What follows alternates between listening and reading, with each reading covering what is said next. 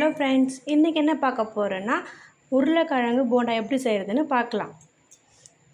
இங்கே ரொம்ப மழை வருது. பாப்பா ஸ்கூல் விட்டு வந்தவொடனே அம்மா சூடாக எதனா செஞ்சு கொடுங்க சாப்பாட்டுக்குன்னு கேட்டால் நான் டக்குன்னு செய்கிற மாதிரி உருளைக்கிழங்கு போண்டா எப்படி செய்கிறதுன்னு சொல்கிறேன். நோட் பண்ணி வச்சுக்கோங்க.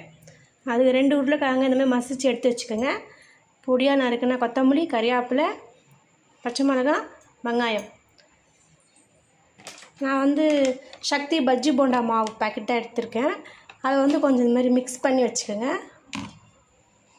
கட் பண்ணி வச்சுக்க இந்த வெங்காயம், கொத்தமல்லி, கறிவேப்பிலை, பச்சை மிளகாலாம் போட்டு இந்த உருளைக்கிழங்கு நல்லா மிக்ஸ் பண்ணி எடுத்துக்கலாம். நான் போட்டேன். கொஞ்சமாக சால்ட் ஆட் பண்ணிக்கலாம். ஏன்னா மாவுலேயே கொஞ்சம் போட்டிருக்கோம், அதனால் தேவையானாலும் பார்த்து போட்டுக்கலாம். கலருக்காக காஷ்மீரி சில்லி கொஞ்சம் போட்டுக்கலாம். மிக்ஸ் பண்ணி எடுத்துக்கினாச்சு. இதை குட்டி குட்டி பால்ஸாக ரெடி பண்ணி வச்சுக்கலாம்.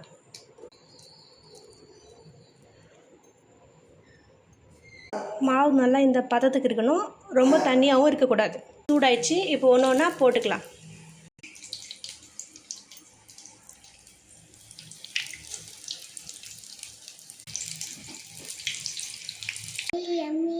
எங்கள் அம்மா போண்டா செஞ்சுட்டேன், நல்லா கேட்பாய்.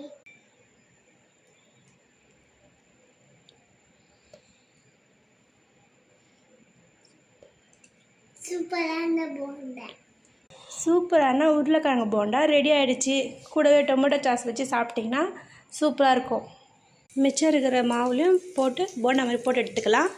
யாருக்கெல்லாம் உருளைக்கிழங்கு போண்டா பிடிக்குமோ கமெண்ட்டில் சொல்லுங்கள். என் பொண்ணு நான் அம்மாவுக்குலாம் ஹெல்ப் பண்ணுறேன்னு சொல்லிட்டு கிச்சனில் உட்காந்துட்டு இருந்தா.